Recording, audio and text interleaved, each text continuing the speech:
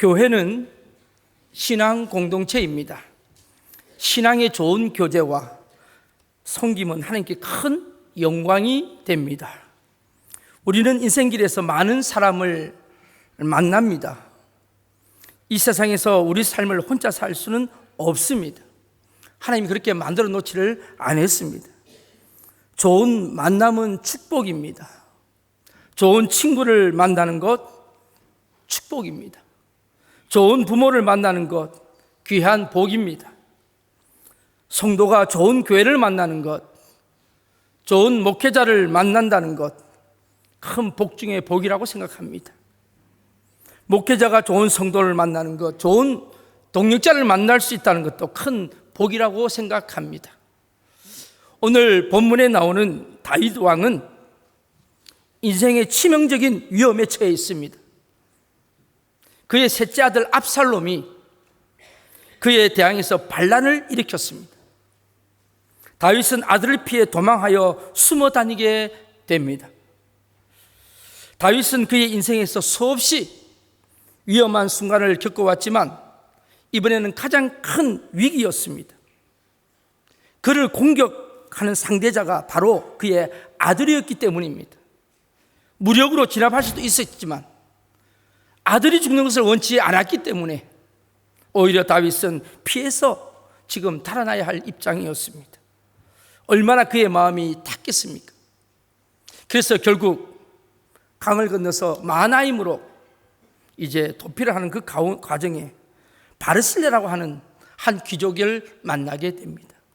그 사람이 다윗에게 나타나서 먹을 것을 주고 안식주도 마련해 주고 여러 가지 도움을 줍니다.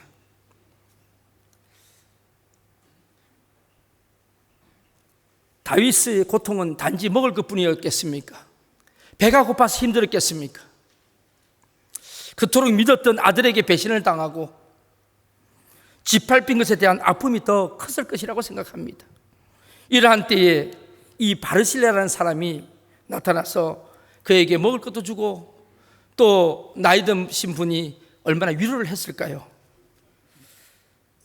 그때 아마 다윗이 힘을 얻었을 겁니다. 아직 하나님이 나를 버리시지 아니하셨구나. 그런 용기를 얻고 힘을 얻는 그런 계기가 되었을 줄로 압니다. 덕분에 다윗은 난리를 다 겪고 난 뒤에 이제 압살롬이 이제 반란이 진압되고 난 뒤에 다시 요단강을 건너서 예루살렘으로 황궁하는 장면이 오늘 본문에 있는 내용입니다. 오늘 우리 오클랜드 한인교회는 앞으로 우리 교회를 섬길 중직자를 임직하고 그동안 예수 수고하셨던 분들에게 이제 패를 전달하는 은퇴식을 계획합니다. 바르실레의 삶과 신앙을 통해서 우리 모습이 어떠해야 하는지, 교회를 어떠한 마음으로 섬겨야 하는지 한번 살펴보는 계기가 되기를 원합니다. 많은 분들이 이렇게 생각합니다. 이제 드디어 서론이 시작되었는데 언제 끝날까? 오늘 예식도 엄청나게 많은데 걱정하지 마십시오. 저희 교회가 아주 짧게 은혜스럽게 하는 것이 저희 교회 아닙니까? 그러니까 오늘도 여러분 말씀 잘 새겨 들으시면서 여러분들이 받으시면 됩니다. 바르실레는 어떤 사람이었는가? 우리 성도님들이 이제 제목만 딱 이야기하면 다 알아듣습니다. 변함없이 하나님 앞에 사람 앞에 헌신하는 사람이었습니다. 바르실레는 압살롬의 반역으로 피신하는 다윗에게 필요한 것을 공급하고 그리고 그에게 여러 가지 도움을 주고 이제 예루살렘 돌아갈 때 잘 돌아가실 수 있도록 요단강을 건너도록 끝까지 책임졌던 분입니다. 여러분, 교회에는요 이런 바르실레 같은 사람이 필요합니다.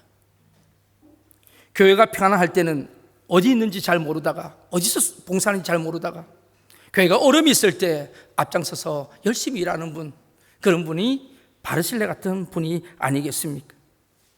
제가 목회하다 보면은요, 교회는요 어려울 때는 겸손하고 충성했는데 형편이 좀 나아지면 교만해서 충성하지 않는 분을 꽤 봅니다. 어떤 분은 형편이 잘 되고 잘 나갈 때는 하나님 앞에 충성하다가 조금 어려우면 시험에 들어서 그냥 충성하지 못하는 분들도 꽤 보게 됩니다. 그런데 오늘 바르실레는 다윗의 항공 소식을 듣고 그 80세에, 그 당시에 80세라면 대단한 나이거든요. 그 노구를 이끌고 다윗의 마지막 황궁을 바라보면서 책임져주는 참 아름다운 모습입니다. 또한 두 번째는요, 이 바르실레는 자신을 아는 사람이었어요. 다윗이 너무너무 고마워서 바르실레에게 이야기합니다. 나랑 같이 예루살렘 가자고, 내가 당신 그 은혜를 갚겠다고, 도와주겠다고. 그때 이 바르실레가 뭐라고 이야기를 합니까? 자, 36절 말씀, 오늘 본문 우리 36절 말씀 같이 한번 읽겠습니다. 당신의 종은 왕을 모시고 요단을 건너려는 것 뿐이거늘 왕께서 어찌하여 이 같은 상으로 내게 갚으시려 하나이까? 왕이여, 안 갚으셔도 됩니다. 당연히 제가 할 일을 했을 뿐입니다. 그리고요, 또 같이 가자 그랬을 때 이 바르실레가 뭐라고 이야기합니까? 36절 말씀, 35절 말씀 우리 같이 한번 읽어볼게요. 내 나이가 이제 80세라 어떻게 좋고 흉한 것을 분간할 수 있사오리까? 이 종이 음식의 맛을 알 수 있사오리까? 이 종이 어떻게 다시 노래하는 남자나 여자의 소리를 알아들을 수 있사오리까? 어찌하여 종이 내 주 왕께 아직도 누를 끼치리까? 지금 자기가 80이 됐어요. 지금 다윗에게 가봐야 그렇게 도움이 되지 않는 것을 본인이 압니다. 그래서 그것을 이제 거절합니다. 여러분, 요즘 대통령이요, 대통령 형만 돼도 어깨 힘주고 뭔가에 새도를 부리려고 하는데, 지금 왕이 직접 같이 가자고 하는데도 그것을 거절하는 이 바르실레의 모습을 보십시오. 그런데 우리가 분명히 알아야 될 것은요, 우리가 하나님 앞에서 이 바르실레처럼 깨달아야 할 것은 두 가지입니다. 하나는 우리 자신은 하나님 없이는 무능하고 약한 존재라는 것을 분명히 아시기를 바랍니다. 정말 우리가 연약한 자라는 것을 하나님 앞에 고백할 수 있는 은혜가 있어야 합니다. 하나님이 저희를 붙잡아 주시지 아니하시면 아무 쓸모도 없는 부족한 저희들인데 하나님이 역사하셔서 오늘 이 자리에 저와 여러분이 있는 줄로 믿습니다. 이번 8주 동안에 임직자들에게 계속 부탁하고 교육했던 내용입니다. 우리는 무익한 청지기들입니다. 오직 하나님의 영광이 드러나는 그런 삶이 되기를 바라고, 앞으로도 이 마음 변치 않고 하나님 앞에 충성할 수 있기를 바란다고 제가 간곡히 부탁드렸던 내용들입니다. 또 한편으로는 하나님이 나와 함께 하시면 아무리 연약해도 우리는 하나님의 놀라운 일들을 이룰 수 있는 분인 것을 믿으시기를 바랍니다. 하나님은 약한 자를 들어 강한 자를 부끄럽게 하시고 미련한 자를 들어서 지혜로운 자를 부끄럽게 하시는 하나님이십니다. 여러분, 저와 여러분이 부족하지만 하나님 손에 들림 받을 때 우리는 하나님께 놀랍게 영광 돌릴 수 있을 줄로 믿습니다. 바울은요, 예수를 만나기 전에는 그렇게 교만했던 사람이에요. 근데 예수를 만나고 난 뒤에 뭐라고 그랬습니까? 저는 죄인 중에 괴수라고 고백했습니다. 그런 바울이 마지막에 뭐라고 고백했습니까? 내게 능력 주시는 자 안에서 나는 모든 것을 할 수 있다, 그렇게 고백했습니다. 오늘 저와 여러분의 고백이 되시기를 축복합니다. 또한 세 번째로 바르실레는 다른 사람을 세우는 사람이었어요. 우리는 그렇잖아요. 자기 안 시키면 어떻게 하죠? 잘 되나 두고 봐라, 그러면서 협조도 안 하잖아요. 그런데 이 바르실레는 자기 대신에 다른 사람을 세웁니다. 자, 오늘 37절 말씀 우리 같이 한번 읽겠습니다. 청하건대 당신의 종을 돌려보내옵소서. 내가 내 고향 부모의 묘 곁에서 죽으려 하나이다. 그러나 왕의 종 기맘이 여기 있사오니 청하건대 그가 내 주 왕과 함께 건너가게 하시옵고 왕의 처분대로 그에게 베푸소서 하니라. 바르실레는 알았을 거예요. 다윗 왕이 얼마나 외롭고 힘든지. 한번 생각해 보세요, 여러분들. 지금 다윗이 신하 중에는 압살롬의 반역에 동참한 사람들도 많이 있고, 그리고 지금 또 돌아가면 동참은 안 했지만 방관하고 그냥 가만히 있었던 사람들도 꽤 있습니다. 그 사람들 성질대로 다 처분하려고 그러면 어떻게 다 처리하겠습니까? 그런 다윗이 예루살렘에 황궁했을 때 얼마나 외롭고 힘들겠습니까?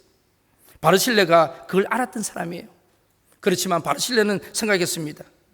오죽했으면 다윗 왕이 나와 함께 가자 그랬을까? 알았던 사람이에요. 그런데도 바르실레는 생각했습니다. 나이든 자기보다는 그래도 다윗을 도와서 더 큰 정치를 할 젊은 일꾼이 필요하다고 생각했습니다. 그래서 기맘이라는 젊은 일꾼을 추천했던 것이죠. 여러분, 성경을 보면 훌륭한 하나님의 사람들은 사람을 세웠습니다. 모세는 여호수아를 세웠고요, 엘리야는 엘리사를 세웠습니다. 바울은 디모데를 세웠고 베드로는 마가를 세웠지 않습니까? 신약에서 사람을 세우는데 모범을 보인 분이 바나바라는 분입니다. 바울이 다메섹 도상에서 주님을 만나서 복음을 전하는데 많은 사람들이 그를 끌어했습니다. 아시잖아요. 왜요? 얼마나 예수 믿는 사람을 잡아다 죽였고 핍박했습니까? 아무도 그를 믿지 않으려고 하는데 바나바는 오직 바울의 손을 내밀고 그를 위해서 변호해주고 사도들에게 소개시켜주고, 그리고 바울이 교회 안으로 들어올 수 있도록 사람을 세워줬던 사람이 바로 바나바라는 사람입니다. 후에 이 안디옥의 복음이 전파되어서 안디옥 교회가 부흥했습니다. 예루살렘 교회는 안디옥 교회에 목회자 한 명을 파송했는데 그 파송한 사람이 바나바 목사님. 바나바를 그곳에 보내서 목회를 하게 했더니 바나바가 얼마나 열심히고 신실한지 교회가 아주 불같이 일어났습니다. 그런데 그때 바나바가요, 다소에 있었던 사울을 데려와 가지고 함께 동력하며 목회를 했는데 나중에는 자기보다는 훨씬 더 위대하게 바울이 하나님 앞에 쓰임받을 수 있도록 양보하고 세워줬던 사람이 바나바입니다. 저는 성경을 볼 때마다 이 바나바를 생각할 때마다 그런 기도를 하게 됩니다. 하나님, 우리 교회도 이 바나바 같은 인물이 일어나게 하옵소서. 이 바나바 같은 사람을 통하여서 우리 교회가 이 남태평양 지역의 중심이 되게 하시고 하나님의 뜻을 이루는 교회가 되게 하여 주시옵소서. 여러분, 우리 그리스도인들은 어디를 가든지 남을 세우는 사람이 되어야 합니다. 보통 사람들은 남을 세우려면, 자기가 높아지려면 남을 밟아야 합니다. 그러나 우리 믿는 사람은 남을 올려줄 때 본인도 올라갈 수 있다는 것을 믿으시기를 바랍니다. 마지막으로 이 바르실레는 후대의 축복과 영광을 받았던 사람입니다. 저는 본문을 보면서 이 바르실레의 모습을 보시고 하나님이 얼마나 기뻐하셨을까, 다윗이 그를 후대에 어떻게 대우했는지 보면 알 수 있습니다. 그것은 곧 하나님이 그에게 베푸신 축복과 영광입니다. 여러분, 이 본문의 38절 39절에 한번 읽어볼까요? 다윗이 뭐라고 축복하는지 같이 읽겠습니다. 왕이 대답하되 기맘이 나와 함께 건너가리니 나는 내가 좋아하는 대로 그에게 베풀겠고 또 내가 내게 구하는 것은 다 너를 위하여 시행하리라 하니라. 백성이 다 요단을 건너매 왕도 건너가서 바르실레에게 입을 맞추고 그에게 복을 비니 그가 자기 곳으로 돌아가니라. 왕이 그에게 입을 맞추고 복을 빕니다. 여러분, 이 모습이 보이십니까? 저는 이 모습이 이렇게 보입니다. 다윗은 영적으로 예수님의 그림자입니다. 바르실레는요, 교회 몸된 머리 대신 예수님 앞에 충성하고 동력하는 동자의 모습입니다. 예수님이 그에게 입을 맞추고 복을 비는 그 장면이 보이지 않습니까? 이것은 단순히 왕이 축복한 게 아닙니다. 하나님의 축복이요 영광입니다. 후일에 다윗이 임종시에 솔로몬에게 유언을 남기는데 그 중에 바르실레에 대한 언급이 나오는 구절이 있어요. 확인 한번 해볼까요? 열왕기상 2장 7절 말씀, 우리 같이 한번 열왕기상 2장 7절 말씀을 읽습니다. 마땅히 길르앗 바르실레의 아들들에게 은총을 베풀어 그들이 내 상에서 먹는 자 중에 참여하게 하라. 내가 내 영 압살롬의 낯을 피하여 도망할 때에 그들이 내게 나왔느니라. 아멘. 다윗은 바르실레를 잊을 수 없어서 마지막 죽을 때에 솔로몬에게 아들아, 그 바르실레 아들들에게 은총을 베풀고 끝까지 책임져 줘라. 여러분, 하나님 앞에 순수하게 헌신하는 사람, 자기 자신의 연약함을 알고 하나님 앞에 영광 돌리는 사람, 이런 사람은 하나님이 끝까지 책임지실 줄로 믿습니다. 이는 제 이야기가 아니라 하나님의 말씀입니다. 다윗을 통하여 시편 37편 25절 26절에서 하나님은 이렇게 말씀하십니다. 같이 한번 읽을게요. 내가 어려서부터 늙기까지 의인이 버림을 당하거나 그의 자손이 걸식함을 보지 못하였도다. 그는 종일토록 은혜를 베풀고 구워주니 그의 자손이 복을 받는도다. 아멘. 그리고 여러분, 출애굽기 20장 6절에 십계명에서 하나님은 이렇게 우리에게 말씀하십니다. 같이 읽겠습니다. 나를 사랑하고 내 계명을 지키는 자에게는 천대까지 은혜를 베푸느니라. 아멘. 말씀대로 사는 신앙인에게는 그 후손들까지 찾아서선 하나님 천대까지 축복하신다. 이게 하나님의 약속입니다. 사랑하는 성도 여러분, 오늘 우리가 임직자를 세우는데 저는 한 주 동안 계속 새벽마다 그렇게 기도했습니다. 오늘 임직받는 여러분들이, 또 오늘 은퇴하는 여러분들이 하나님 앞에 이런 축복의 통로가 되기를 간절히 기도합니다. 연세대학교 중앙도서관 앞에 가면 한 동상이 하나 있습니다. 바로 용재 백낙준 박사의 동상입니다. 이분은 목사로서 연세대학교 초대 총장을 지내신 분이고 연세대학의 정신적인 지주 역할을 해오신 분입니다. 원래 이 백낙준 박사의 아버지가 무당이었습니다. 어느 날 전도자가 이 집 앞을 지나가다가 박수 무당인 백낙준 박사 아버지에게 복음을 전했어요. 그리고 한마디를 던졌습니다. 당신 무당짓 하다가 나중에 지옥 가면 어떡하겠소? 자식들 망할 짓 그만하고 예수 믿고 천당 가시오. 그렇게 한마디 던지고 가버렸어요. 그런데 성령의 역사가 일어나기 시작하는데 이 백낙준 박사 아버지가 잠을 잘 때마다 계속 잠을 자려면 예수 믿고 천당 가라는 소리가 귀에 쟁쟁하게 울리기 시작했고 천당이라는 소리 때문에 결국 잠을 이루지 못하고 예수를 믿게 되었습니다. 예수 믿고 난 뒤에 집사가 되는데 이 집사 직분을 받고 나니까 이 아버지가 너무너무 하나님의 은혜에 감사해가지고 교회를 건축하는데 땅이 그 당시 7마지가 있었는데 그 7마지기를 다 팔아다가 하나님 앞에 몽땅 들여버렸습니다. 먹을 것도 하나도 없는데 그 담당 교육자가 보니까 너무 안타까워가지고 기도합니다. 하나님 앞에, 하나님 저 집 백집사 저거 어떻게 해요? 저 좀 책임져 주세요. 그랬더니 하나님이 그에게 감동을 주시는데 선교사님하고 의논하라 그래요. 선교사님하고. 그래서 선교사님을 만났더니 선교사님이 그런 분이 있냐고 데리고 오라고. 그래서 교회에서 이제 관리하는 집사로 교회에서 일을 하게 됩니다. 그때 어린 백낙준도 교회 마당을 쓸면서 함께 아버지랑 교회를 섬기게 됩니다. 그런데 선교사님이 가만히 보니까 이 낙준이가 어릴 때부터 보니까 눈망울이 초롱초롱하고 애가 똑똑하거든요. 그래서 그 아이를 미국으로 유학을 보내서 공부를 시키게 됩니다.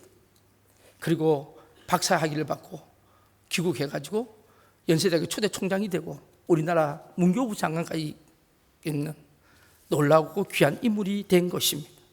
여러분, 우리에게도 이런 만남의 복이 있기를 바라고, 특별히 오늘 하나님께 충성하고 앞으로 하나님께 영광 돌기를 원하는 우리 임직자들, 그리고 이제 하나님 앞에 열심히 충성하고 은퇴하시는 모든 분들에게 이런 복이 이어지기를 간절히 축복합니다.